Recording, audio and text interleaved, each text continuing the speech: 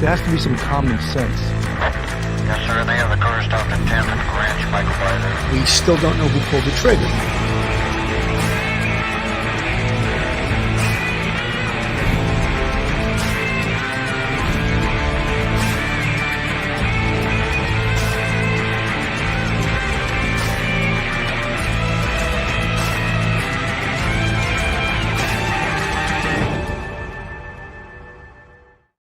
Hello, everyone, and welcome to Police Off the Cuff, Real Crime Stories.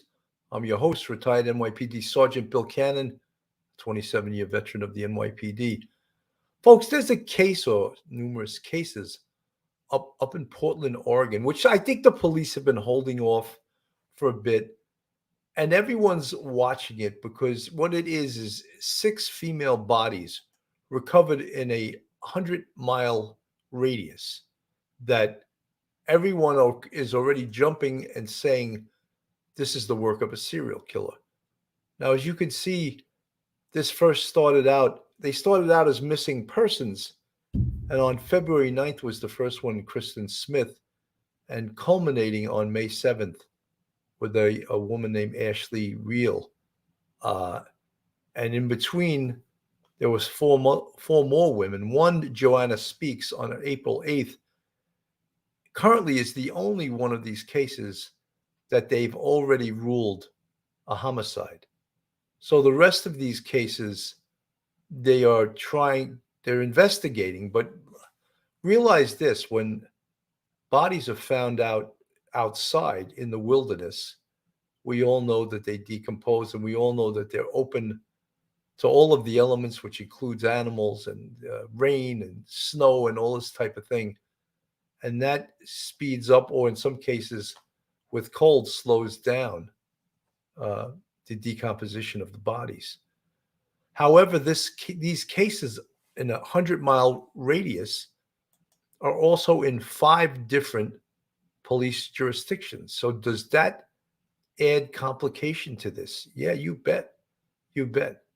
The other thing is, of course, whichever police agency, if there is one that's going to be in charge, they got to be very mindful of what they release and what they don't release to the press. And I'm sure that's their big concern, because they don't want to cause panic with this case by, look at this already. This is what happens when the press gets a hold of something. Already they're sensationalizing it when they call it a potential serial killer. So the police are being very careful with how they frame this. Are these 6 missing females, or are these all 6? Are these the work of a serial killer? So with that in mind, they have to be very careful, but they also have to compare notes. If this is the work of one person, which no one is saying it is at this point, these 5 different police jurisdictions really need to get together. In this type of thing, and I compare to what I know, if it was to the NYPD, they would probably be rushing to start a task force of investigators that will all work together and share information so that everyone is on the same page. But I don't think they're at that point yet. Might they also ask for help from a federal agency, i.e. the FBI or the Oregon State Police? All this remains to be seen, but right now they're just getting around to calling this potentially the work of a serial killer. And to discuss this with me today is one of you fan favorites, subscriber favorites, professor at Albertus Magnus College in Connecticut, a law degree, and former retired NYPD Sergeant, Mike Geary. Welcome to the show, Mike. Hey, Billy, thank you for having me on. Good afternoon. It's always good to have you on, Mike. You're like the voice of reason to my, I'm not saying I'm unreasonable, but a little bit more excitable than you are. Mike, give us your input. Billy, at this point, I'm looking over the deaths of these ladies, and they're in different areas. And, it would be great if there was some real connection that was obvious. For instance, age, location, manner of death, cause of death. that sort of thing. If they were traveled in the same circles, or they all engage in some very highly questionable and personal actions like prostitution that would make them very vulnerable, but we don't really see that kind of pattern at all.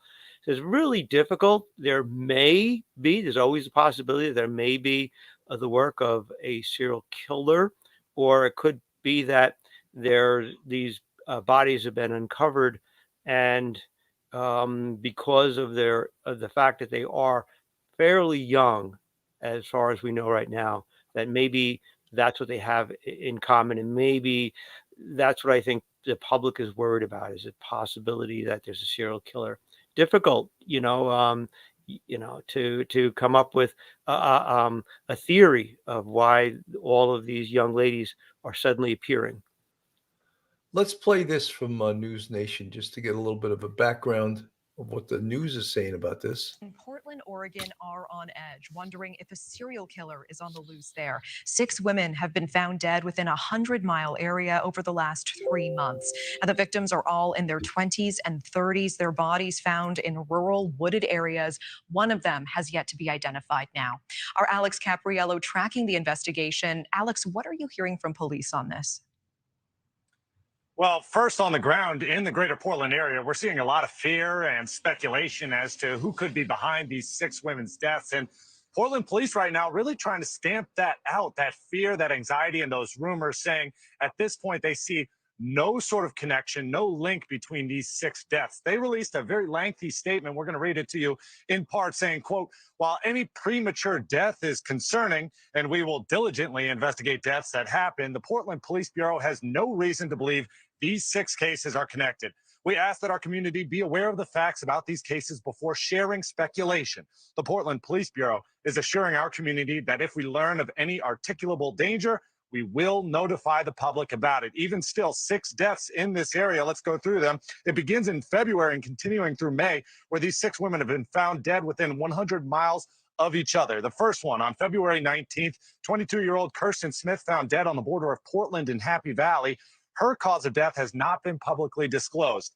Then on April 8th, the body of 32-year-old Joanna Speaks was found in rural Clark County. Her death, the only one that has been officially ruled a homicide at this point. A medical examiner said she showed signs of blunt force trauma to the head and to the neck. Now, 2 weeks later, April 24th, Charity Perry, she was found in a culvert near Ainsworth State Park. Her death labeled suspicious. The very same day, an unidentified woman was found dead in a tent. Police say there's no indication foul play should be suspected. Less than a week later, on April 30th, Bridget Webster, who's from Wisconsin, she was found dead in Polk County, but her death has been labeled suspicious. On May 7th, Ashley Real was found in Clackamas County. Police say her death is considered suspicious, but have not concluded it was murder. Missing persons detectives are also looking into this case. So when you really look at that map, you can see they are within a close area, but many of these deaths in rural, unincorporated county areas, which is why we're seeing a multi-agency effort here, Natasha, including several different county sheriff's departments. They're all working together, trying to put the pieces of the puzzle together, get more information to the public. But as for Portland police, they say that's their statement. They are not conducting any more interviews at this time until they have more to go on. All right, Alex Capriello with that live update for us. Thank you so much. So, Mike, when I hear this, I hear a police agency really not being very open about what's going on. And one of the things we have to consider right at the very beginning is geographic profiling. 6 bodies found in a 100-mile radius in Oregon, around or near Portland. Right there, that is reason to get a little bit excited, a little bit nervous, a little bit that this could be the work of a profiler. Let's look at type, at risk, type and risk. By type, I mean, it seemed that many of these women, or at least a few of them, were homeless, down in their luck, potentially drug abusers, maybe living out on the street, living in the wilderness. That puts you at great risk. That puts you in danger right there. So that is something to definitely, as investigators, to look at. all of these women just happen to be the same type. Again, when we talk about risk, the risk of being the victim of a homicide, there's, of course, high risk, medium risk, and low risk. And high risk, I would add that these women appear to be high risk to becoming a victim of a murder because of their lifestyles. No way am I victim blaming. I'm not blaming this No, not on at them, all. but investigators have to think of these things when they're looking into a case. The other thing is, we say it all the time, ad nauseum. I use that word ad nauseum a lot. Victimology. Right. And that, of course, is the study of the victim, which includes a timeline. Where was this person last seen? Who was she last seen with? Where was she? Of course, I said, where was she last seen? Where was she sleeping at nighttime? Does anyone know her? You got to do a deep dive, and difficult sometimes for people that are living below the margins of society and potentially living out on the street. Then we talk about manner of death. Manner of death is homicide, suicide, accidental, or natural. Now, in one of these cases, potentially, they're saying it's not a homicide, and they're talking about the unidentified Asian woman. Mhm.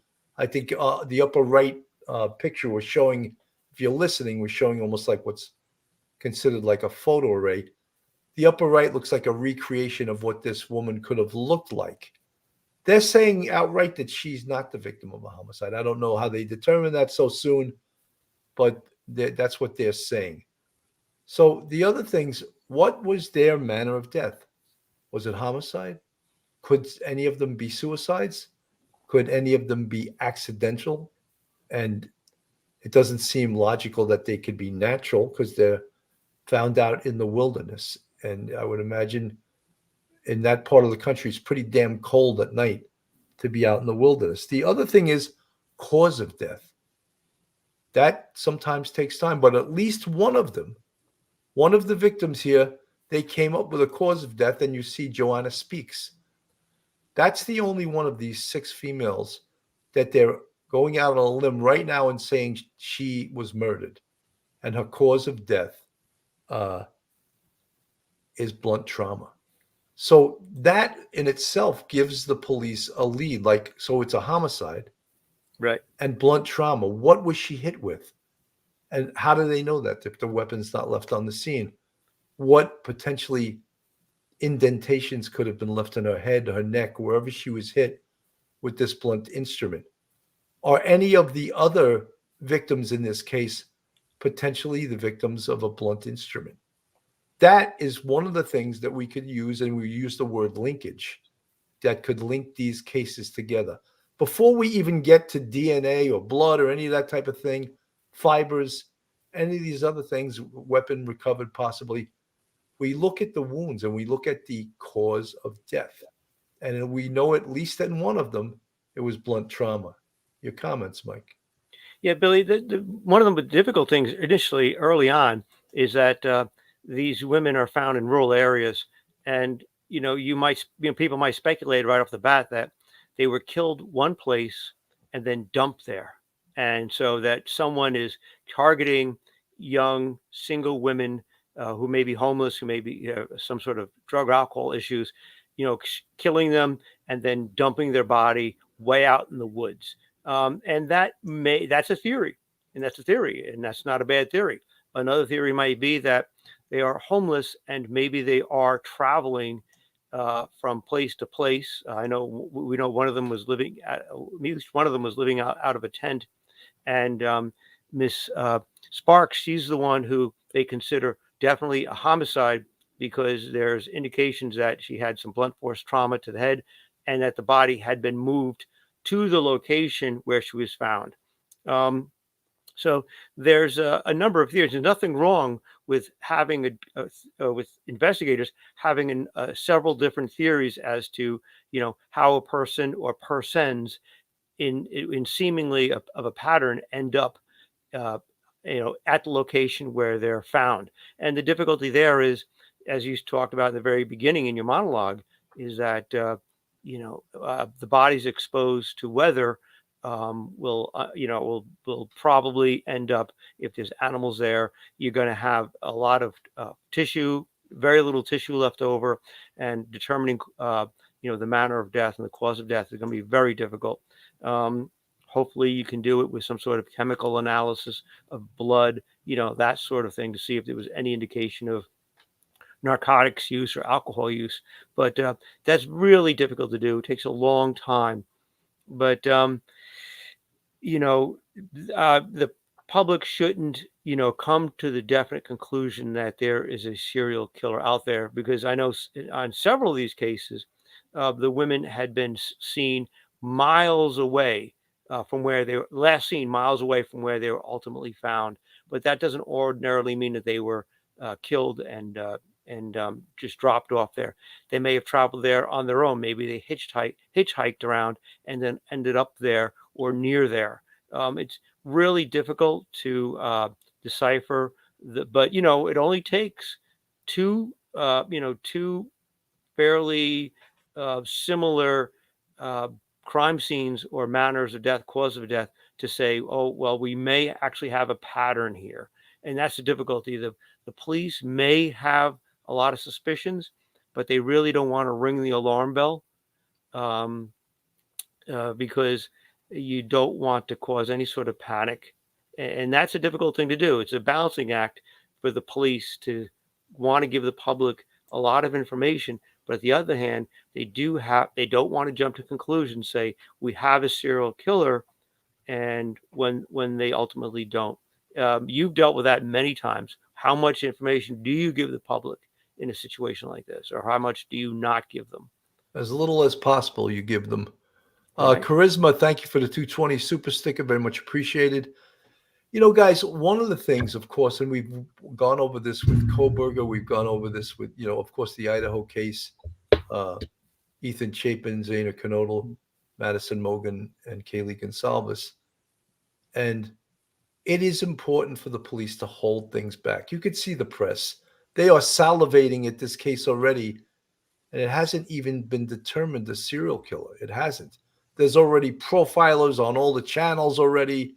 I think they must troll the area and troll these stations. And because as soon as there's anything resembling a potentially serial killer, they come out of the woodwork and they're all handing out their cards, Yeah. have serial killer will travel, and I'm just I'm amazed at that.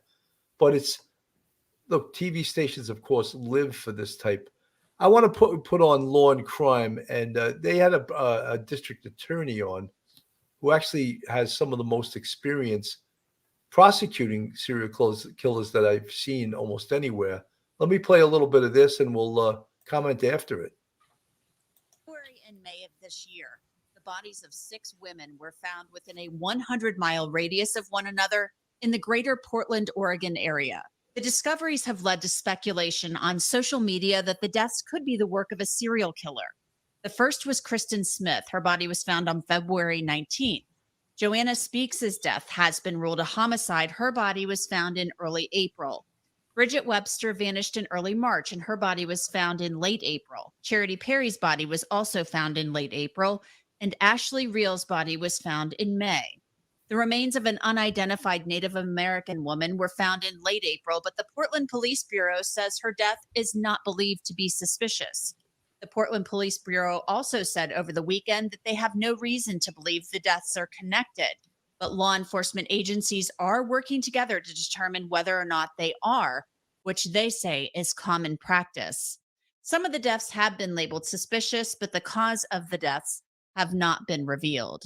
Joining me to discuss how these law enforcement agencies will determine whether or not they actually have a serial killer on their hands, whether or not these deaths are connected in any way, is Mark Piepmeyer. He is a veteran prosecutor out of Hamilton County, Ohio. That's the Cincinnati area.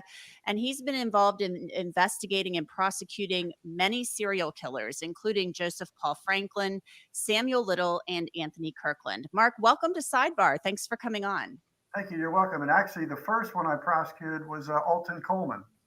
Oh, okay. So it goes back quite a ways, right? Yeah. That was 1984. Wow, that's a long time ago. Did you do Donald Harvey too?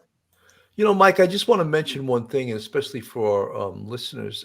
In this day and age, but for many reasons, serial killers are quite rare. And some of the biggest reasons, of course, are DNA, Mhm. cell phones, and video. Yeah. Because to become a serial killer, you have to have two separate incidents. So frequently in this day and age, a would-be murderer or would-be serial killer gets caught early on in his murder career and either never gets to be a serial killer or gets just to get that title, and he gets caught shortly thereafter because science, as I mentioned, DNA, investigative genetic genealogy, which is the boon of the 21st century, video cameras is everywhere, and of course, cell phones and social media, and getting the public involved in the investigation. So those are maybe three or four of the reasons Yeah. why serial killers are rare. And when it does happen, it's, it is a huge, huge event. And that's why you even see the police here. They don't want to use that S word, serial. They don't want that word used because next thing you know, they're going to have press vans all over the place, and they're going to be in their community, and they're going to be sort of pestering them for information that they might not necessarily have right now. Your thoughts? Yeah, Billy, it's tough to survive as you say, a potential serial killer because of all the technological advances. Just think about what the police department, what the NYPD was like in the 1980s. There wasn't cell phones all over. There was no cell phones. There was no video all over the place. All the surveillance videos on different street corners for traffic and public safety. DNA was in its infancy, and so you don't have everything has changed. A lot has changed in law enforcement. So therefore, like you say, it's really difficult to survive as a serial killer in this environment. When you think about some of the other notorious serial killers we've had, the Green River Killer, Ted Bundy and things like that, they seem to go after a pattern. Their pattern for the Green River Killer was prostitutes, and I think Ted Bundy was also prostitutes. High risk girls engaging in very high risk lifestyle, lonely lifestyle, working at night. And there were in the times when there was no all the surveillance video and technological advances that we have today. So they were able to live and breathe and work and survive and not get caught. But yeah, it's difficult now. And one of the reasons as we were looking at the video, I was thinking about the police, why they are very tight-lipped is, say 20 years ago, 2003, you didn't have the communication ability that we have today with all the online sleuthing that goes on. And the rumors spread like wildfire. If you're a city police department and you're investigating a suspicious homicide and maybe there's some notoriety, you're going to get calls from a number of newspapers. Now you're getting calls from newspapers, you're getting calls from individuals, they're getting bombarded with results. And I think it is actually better for the Portland Police Bureau to be very tight-lipped and to, we're seeing this in the Kohlberger case. If you clamp down on the release of information, you can clamp down on wild speculation that the police then have to go out and use their efforts to tamp that down while they're trying to investigate the homicide, and puts pressure to solve a serial homicide that people may have determined has been a serial homicide and look for a serial killer when one actually might not exist. This is the difficulty that they're having with this situation now. Absolutely, Mike.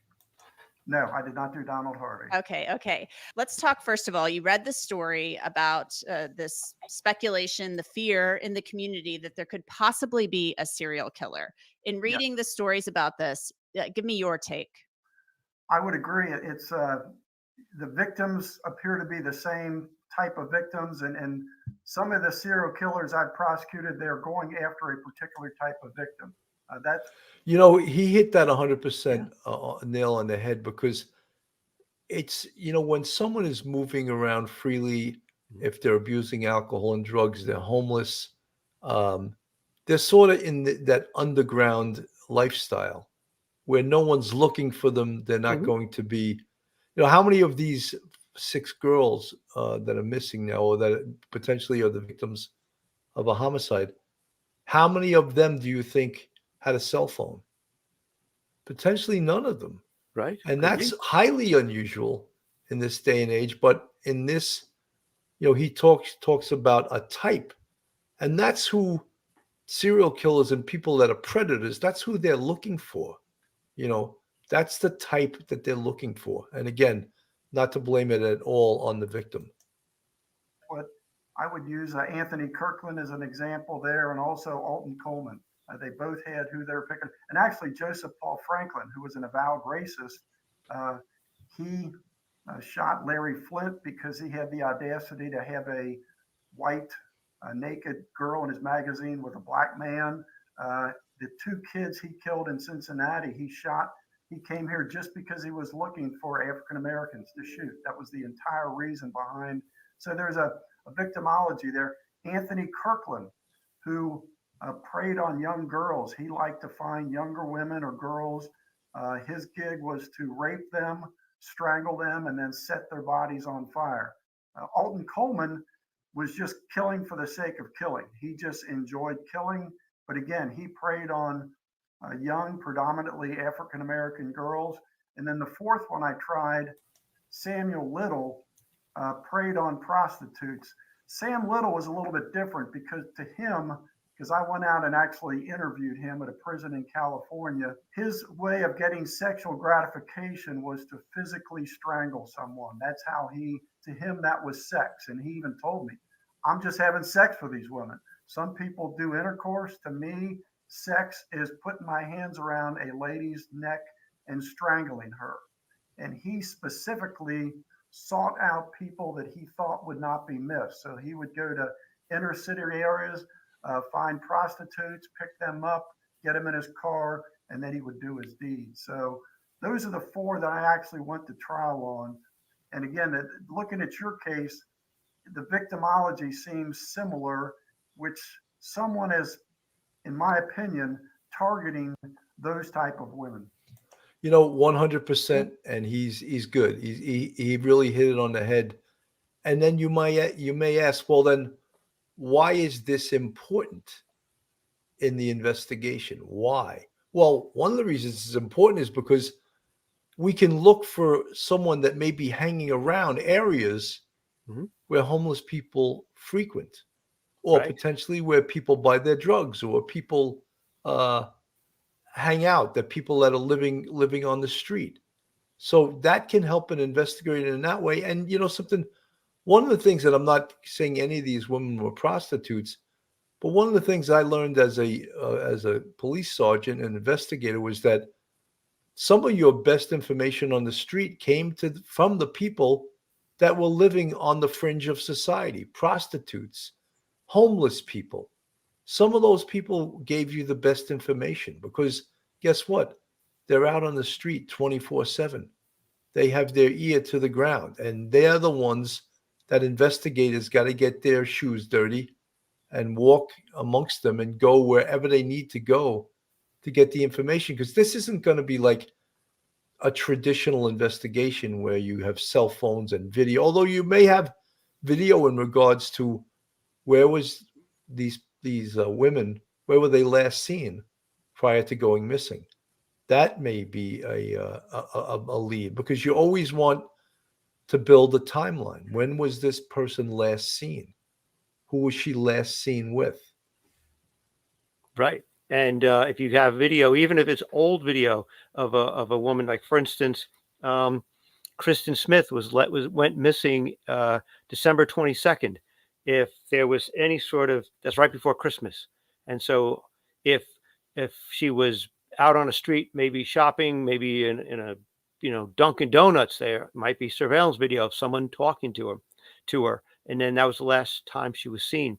One of the things I would think about, and I'm sure that investigators have thought, is look who has been released from prison since perhaps last Christmas or last December in either Oregon, in the and living in the Portland area.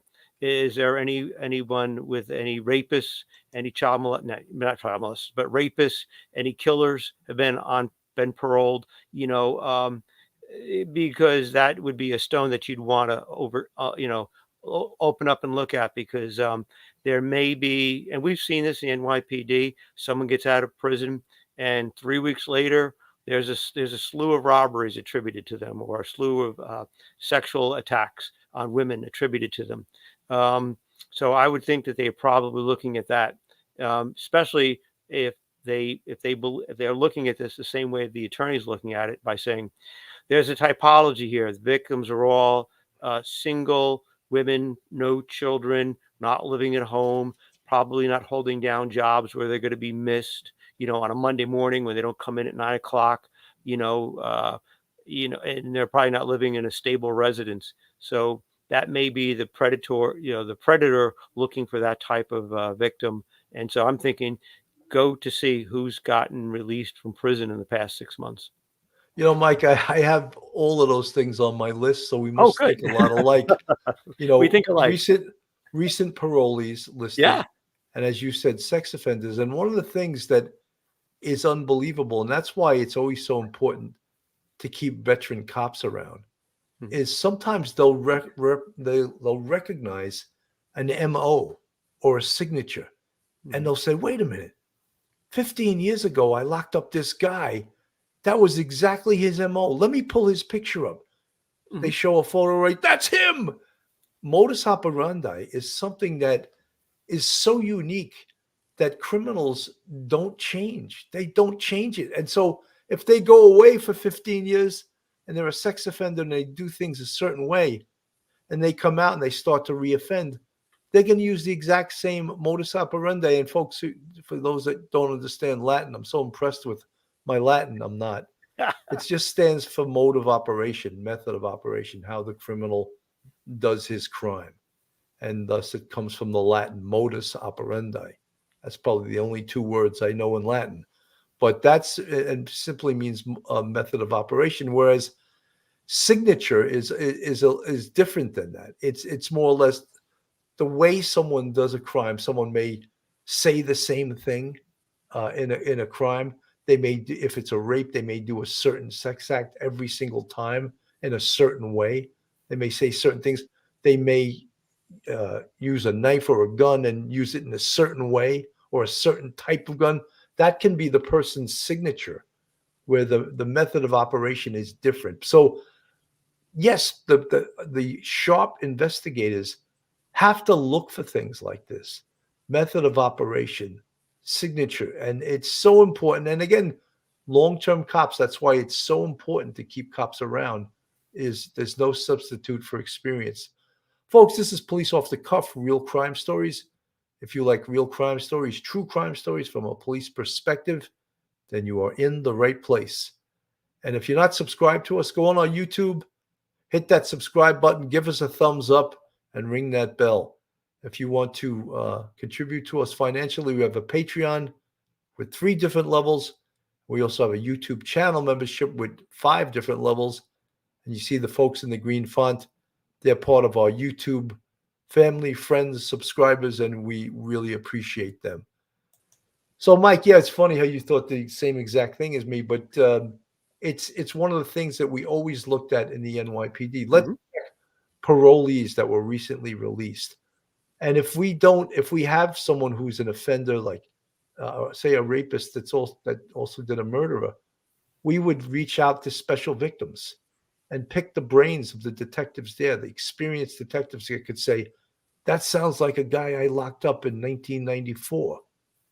And let's see if he's out. Oh, he's out, and then, yeah, that's a huge lead. So these are investigative techniques and investigative checklist things that, especially in a case like this, you're going to have everyone knocking on the door. Everyone's going to want to work this case. If it, in fact, is a serial killer, you're going to get profilers coming out of the woodwork. Yeah, Billy, and that's one of the problems is that for the police putting everybody getting their heads together and brainstorming, as Phil would say, spitballing. That's a great thing because people suddenly start remembering cases from the past. But for the public, it tends to increase the level of fear. And we saw in the Koberger case what the level of fear could do to people's lives. Could in terms of, you remember the food truck gentleman and the bartender, and people were and a previous boyfriend, and people were just going on and on. And you don't want to endanger their lives because unfortunately, when panic sets in, that you increase the level of danger to everyone. So the police may be a little bit more tight-lipped than the public would want. I'm sure they're more tight-lipped than the public would want, but they're doing it, for good reasons, and we need to trust, their judgment. And like we just saw from the attorney, who's the former prosecutor, he's got great instincts on this case. And so, the public should trust that the police are using all of the resources that they have. And that even if there's not a formal task force where all the different counties are working in one location, and they've got 12 detectives working on it, the public should know that they are absolutely exchanging information every single day. There would be no reason for them to withhold information from another agency in another county. They probably work together on a lot of cases, runaway cases, missing persons cases, missing elderly cases, robbery cases, that sort of thing, crime spree cases. So the fact that you have a bunch of cases that only one of them is so far considered a homicide, the rest are suspicious or undetermined, of course they're working together. I think they're waiting on a lot of they're waiting on a lot of this stuff to make the determination. Again, when we said that, what's the condition of these bodies? How do you determine that, what was the cause of death when there's not much left of the body there? That's right. We saw that, in numerous cases that we've covered. So it could take time, and this is relatively new, but everyone, of course, wants the information yesterday. They don't want to wait. They don't want to hear that this takes time. And we understand this. So then they got, of course, we'll get into it a little further, that the organization of this is so important. And who's going to be the lead organization in this? If this becomes a serial killer and there's already 5 police jurisdictions, that's no good. No. You can't do that. Someone has to take the lead. Of course, all of these jurisdictions can keep their case, but someone has to be the lead agency. Someone has to call the shots. You can't have people working against each other. You have to have people working together, sharing information. And if you keep it all separate, people are going to keep all their information to themselves. Have been found dead. All of them are under 40 and found within 100 miles of each other in wooded, rural places. So tonight, it begs the question, are these cases connected? And if so, how? Correspondent Jorge Ventura joins us live now. Jorge, this certainly has to be concerning, of course, not only to police, but to people who live there. Brooke, that's right. Residents are very concerned as the city deals with this chilling mystery of 6 women who have been found dead, and their bodies have been found within 100 miles of each other just in the past 3 months. 6 women have been found dead in rural areas across the Portland metro. The remains of the first woman, Kristen Smith, were found on February 19th off of Southeast Faville Road on the borders of Portland and Happy Valley. Her kids love her more than she could ever imagine. Less than 2 months later, on April 8th, 32-year-old Joanna Speaks, a loving mother and sister, was found dead in rural Clark County. Her sense of humor is going to be probably missed the most. Definitely. She was so full of life. The manner of Speaks' death, the only one determined, blunt force trauma to the head and neck area. Then just 2 weeks later, on April 24th, officials discovered 2 more bodies, 24-year-old Charity Lynn Perry and a woman who has yet to be identified. A week later, Bridget Webster's remains were found near Mill Creek in rural Polk County. And in the most recent case, 22-year-old Ashley Rio was found dead in a heavily wooded area near Eagle Creek on May 7th. In most of these cases, the manner or cause of death have not been determined, but Portland Police Bureau and multiple county sheriffs are investigating for any connections. It's definitely something that they're looking at. They're aware that there seems to be some similarities there, but it's too soon for them to say that there's, anything directly linked between these. While the Clackamas County Sheriff Office says we are working with our partner agencies to determine if there are any connections between this case in Clackamas County and any others in the region. And the question that everyone wants the answer to, are these murders connected? And until that is answered, residents remain on edge. Brooke? Mike, I would argue right now that they are connected by geography, first of all, which is important because that is one indicator. Yeah, they're connected. The other thing is they're connected by type, by the type of person that is, if in fact, they're saying one of these, and I don't know how they have said this already, one of these is not a homicide. So let's say 5 of the 6 are determined to be homicides. And at this point, only one has been declared a homicide. So let's say, for argument's sake, the other 4. Now what else is going to link them together? We have geographic profiling. We have the type. Now we're going to look for the cause of death. On one, we have blunt trauma. If the other 4 are blunt trauma, there's another piece of linkage you have that potentially links it to a certain perpetrator. And again, then we'll bring in all of the profilers, the behavioral analysts, and they're going to tell us, oh, the guy you're looking for hates his mother. They got all those things that maybe be innocuous or maybe they are important. But I wanted to play this person that was on Banfield, and he's a profiler. I wanted to pull him up if I can. And he was very, somewhat critical of local police. They may overlook this, they may overlook that. And let me just play a little bit of this here. What's inside this video has helped 10,000 plus men save. I don't know where that came from. We may not be. Here we go. Let me see if I can pull this up. Law enforcement, with my review of the case, they have at least been communicating with each other to a point. So there is some consideration these cases are related. However, in my experience, law enforcement is typically ill prepared for this type of case. Law enforcement's expertise is working cases that they do all the time, such as gangbang homicides or domestic violence cases.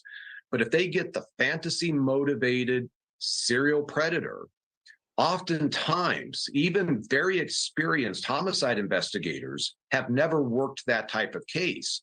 And there are some subtleties that the offender may be leaving behind across multiple cases that are being missed.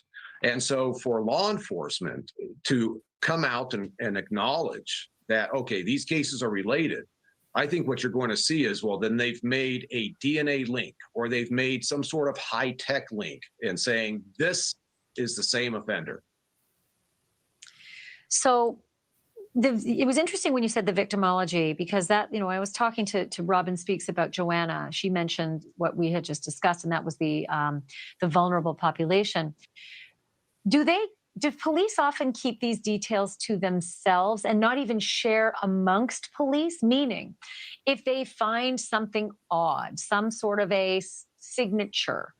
To me, when I listen to Banfield saying this is like almost insulting to me to hear her say this.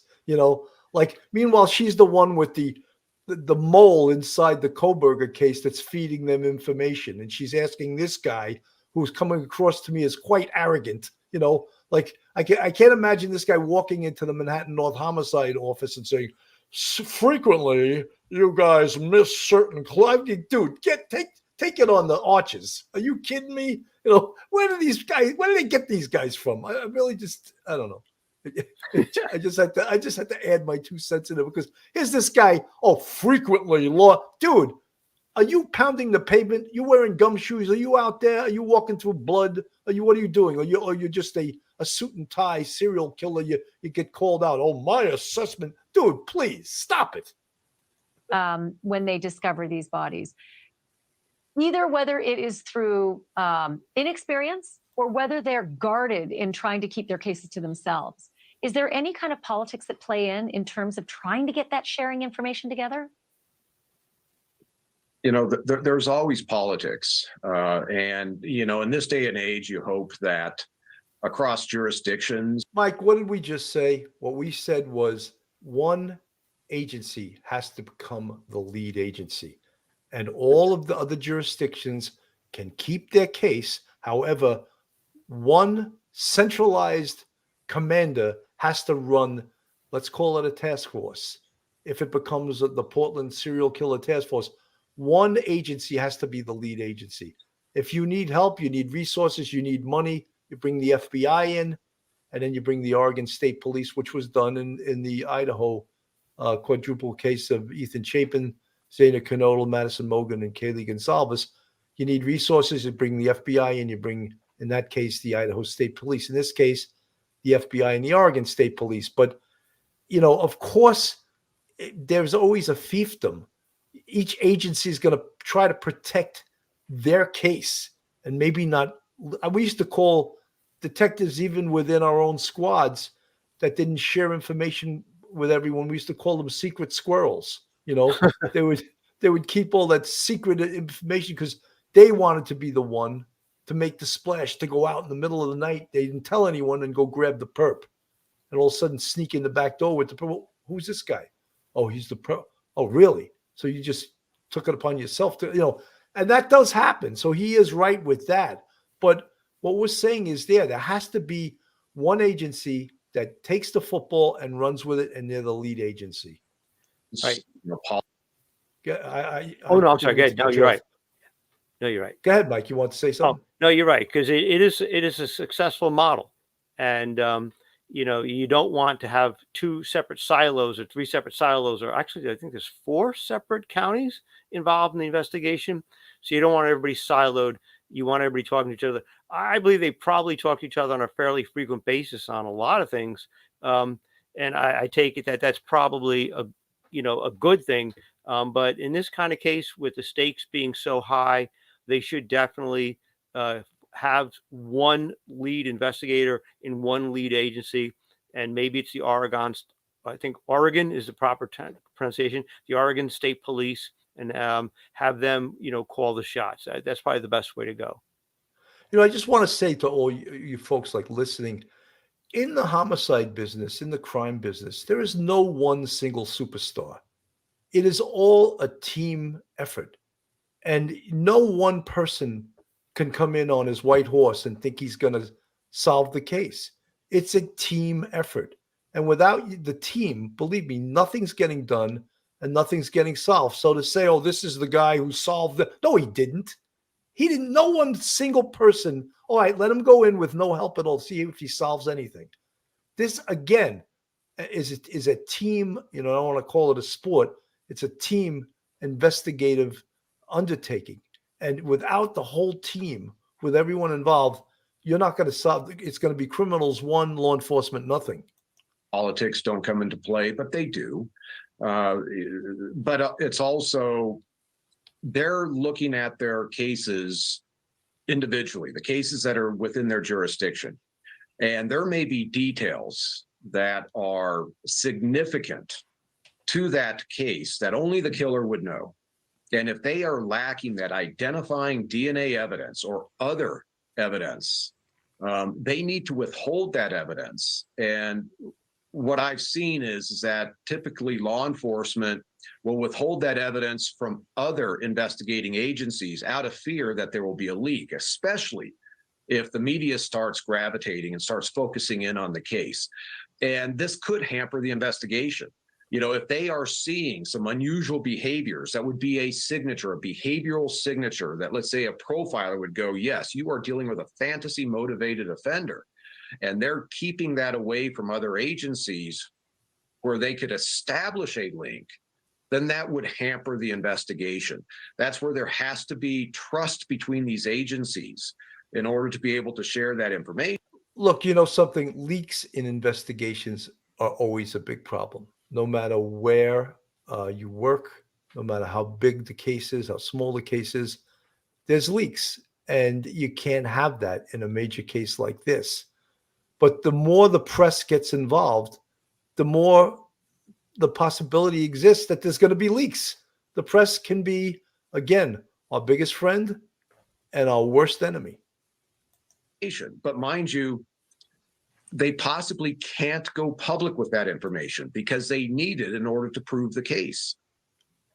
No, that makes perfect sense. Although my anxiety starts peaking when I think about a certain tool that might have been used that they want to keep for the prosecution because it's something only the killer will know. Listen to her attitude with that. Meanwhile, they would be the first ones to put out a piece of evidence that to the press that would destroy the whole case, and she's being like glib here. Like, oh, hiding it. Yeah, absolutely. Hiding it from the public. And not only, the investigators need to know that. You don't give that, like here she is getting so glib, like, oh, a piece of this and that. Look, this is the station that's, a source close to the investigation, So and I just it's annoying to hear this. And in doing so, in keeping that, that information doesn't get out, and he gets to kill again. So I'm always, mindful that sharing can stop a predator, but it can also stop a prosecution. So that's got to be a really. How is releasing inside investigative information to the press going to stop a predator? How to explain that to me? I think what she's thinking is that if there is a serial killer and they're using, say, for instance, a knife, that they'll switch to a baseball bat or they'll switch to a gun, and so they'll change their MO to the point where the other, newer killings in the sequence won't be like the older ones. But take it for where it comes from. Consider the source. A lot of the news people like Ashley Banfield would be banner headlines. This is what the police told us the instrument is, the deadly instrument in these cases. It's not going to stop a killer. They'll change what they do, but it's not going to stop them. Not at all. Well, Mike, in the Night Stalker case, a big boss on the police department there, told the mayor at the time, I think it may have been, I don't want to say her name. I think it may have been Dianne Feinstein. I'm not sure, about the shoes he was wearing. And she put it out in a press conference that day. How damaging is that? Oh, you don't think the killer is watching the news? Those shoes that he wore to commit the crimes, he's never going to wear them again. So that's another reason you have to keep the evidence very, very, very close to the vest. Let's continue playing a little more of this. Bad devil's bargain. Let me ask you about the FBI. When and how might they become involved? Does one of these agencies need to reach out? Does the FBI sort of need to, take a sniff and see the national news and say, look at that, I think we need to maybe, take a trip? How does it work? No, the FBI right now with the cases, the way I understand them, the FBI does not have jurisdiction. So this would require the local agencies asking the FBI for assistance. And the FBI can come in with resources. They can provide agents, they can provide technology, they can provide financial resources in order to help the investigation. But the local agencies, by and large, are going to be running the investigation.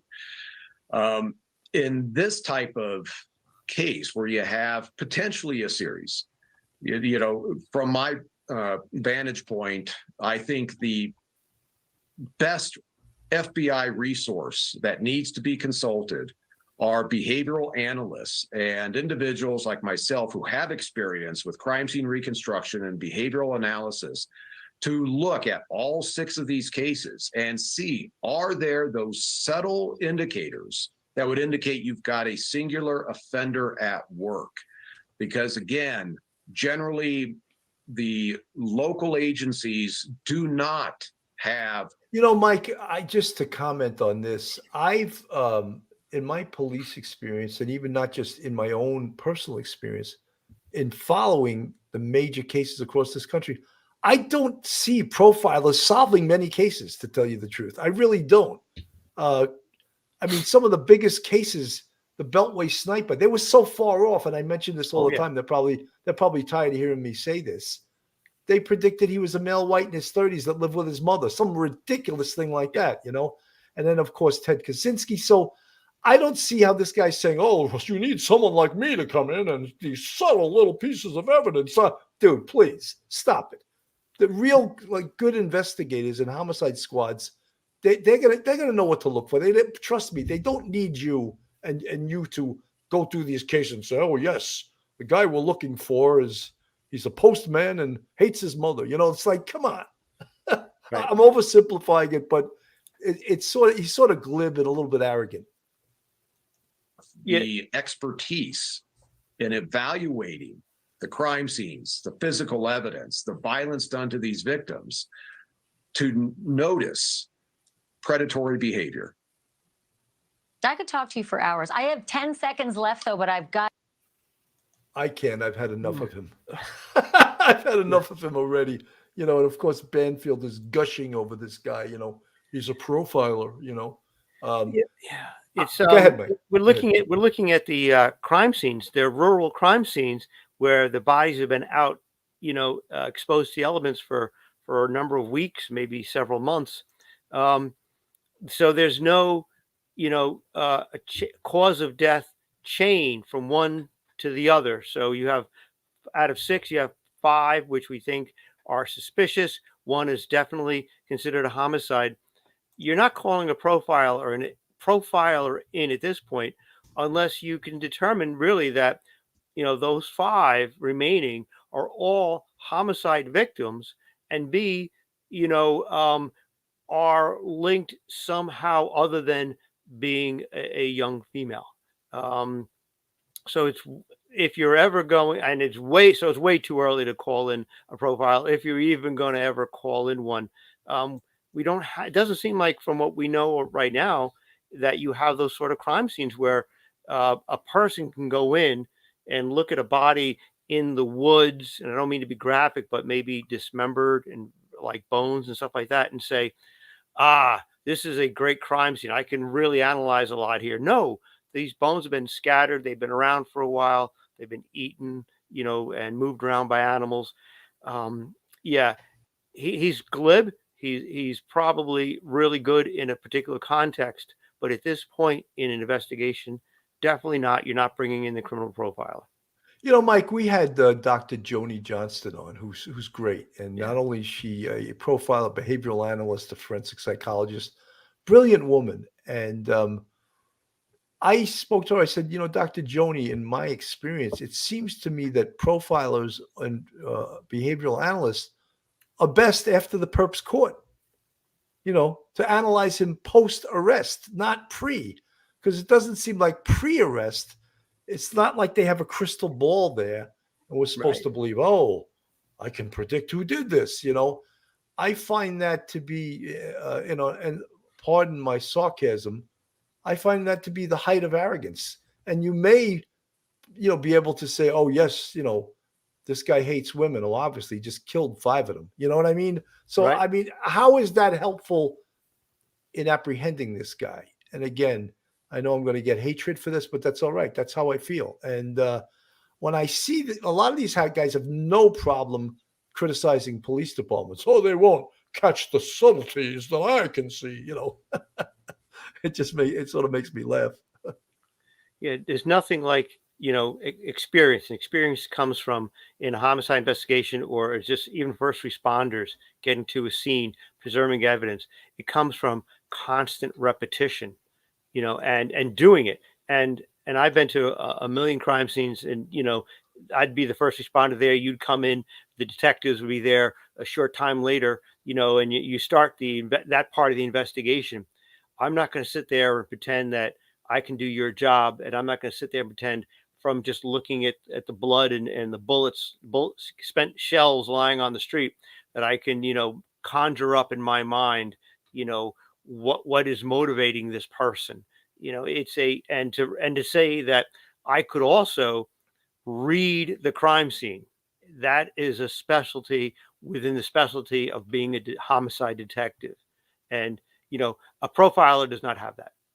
Mike, in my experience, the best people that read crime scenes were crime scene detectives that did it all the time. They could actually read the crime scenes. Oh, this happened. The attack started here. It moved along this wall here. It moved across the road. And you're like, wow, how'd you know that? Well, and they would explain it to you. Right. So I think the subtleties of it come from doing it all the time. I don't know. And look, maybe this guy, his name escapes me at the minute, but maybe he is very talented. I don't know. He's worked on some cases. His name is Paul Holes, Holes. He's a cold case investigator. Well, now he's a retired cold case investigator. So, but I think that one of the things with this case is they have to admit that they have a serial killer at some point, if in fact they do. Right. They have to see if they can link the cases together. They have to do extensive victimologies on all the victims. They have to do a timeline as to where the victims were last seen. Where were they last seen alive? And of course, extensive interviews with family and friends. Let me play a little bit of this. This will probably take us to the end. Answers leaves emotions on high. Uneasy, horrified, heartbroken. Ariel Hamby's stepsister, Joanna Speaks, was an Oregon mother of 3. She was an amazing sister, a wonderful daughter, a great, fantastic mother. Speaks was found dead from a homicide in April, becoming one of 6 different women in the Portland metro area, all under 40, discovered dead within 100 miles of each other just weeks apart, leaving the Pacific Northwest in fear of a possible serial killer. 584 en route to Southeast Ed Road. It starts with 22-year-old Kristen Smith, found February 19th in Southeast Portland. April 8th, Speaks is found on an abandoned property, dead from blunt force trauma to her neck and head. Weeks later, on April 24th, 2 women's bodies found on the same day. Charity Lynn Perry and an unidentified woman believed to have been Native American, who police say showed no signs of foul play. April 30th, 31-year-old Bridget Webster discovered on a rural road. And just 1 week later, 22-year-old Ashley Reel, last seen on surveillance at a restaurant, found dead in a heavily wooded area. The various police departments and agencies investigating now working together to see if there's a link between cases. What are they specifically looking for to see if they're all connected? One of the main things that they're going to be looking at is the manner of death and the weapon. If that's consistent across all of these victims, that would be a huge point. Portland police tonight pushing against speculation of a serial killer, saying, quote, "I cannot say we're not looking into it, but we do not want the public to jump to any conclusions. For families left behind with questions, answers can't come soon enough." This isn't just about my sister anymore, even if it's not one person doing this. Marissa Parra, NBC News. So that's where we're at right now. We don't have a great deal of linkage evidence right now, and when we get that, when they can connect the dots and say that potentially that these cases are the work of one person, we don't know if they have DNA. We don't know what evidence they have. We don't know if there was in fact a murder weapon. The one victim was the victim. They're saying one of them was the victim of a homicide via blunt trauma. So would it make sense that the other 5, if they are linked together, could they also be the cause of death be blunt trauma? That doesn't necessarily mean if it's not the same guy either. But we're going to keep following this case, and it looks from what we see here, and we mentioned a couple of things in the very beginning, geographical profiling, sort of the same vicinity, the same 100-mile area. And the other thing is, of course, the same type, women between a certain ages, women that were vulnerable, women that were living out on the street. Some of those things link these cases together. So we'll follow this and we'll determine whether or not this is in fact the work of a serial killer when we get much more information. Mike, your final words. Okay. For everyone who's tuning in, I always say this: have patience. because a lot of the investigation, these are very, very long-term investigations. It's not going to be solved overnight. And you have 5 different bodies spread out over 100 miles. The police have to look at their familial relations, former boyfriends, former husbands, and things like that. They have to look at their lifestyle, as Billy said, the victimology concerned. They have to get all of the chemical analysis done. If some of them, and that's going to might take a month to 6 weeks. If they do have cell phones, they're going to have to look to see if there was any sort of, they have to get warrants to get all that information, and that's going to take 6 weeks to 8 weeks. So for everyone, just please have patience. Absolutely. Folks, thank you for tuning in this afternoon, sort of a matinee, if you will. And I want to thank Mike Geary for being available, during the afternoon time and coming on the show with almost no notice.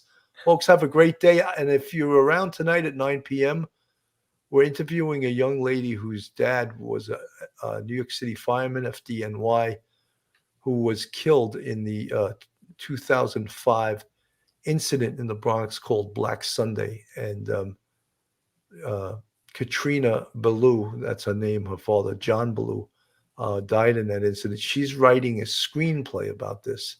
She was only 2 years old when this happened. So she's going to be a really interesting guest, and that's what we're covering tonight at 9. So if you're around, tune in tonight at 9 on Police Off the Cuff, Real Crime Stories. Have a great day, everyone, and God bless. Good night. One episode just ain't enough.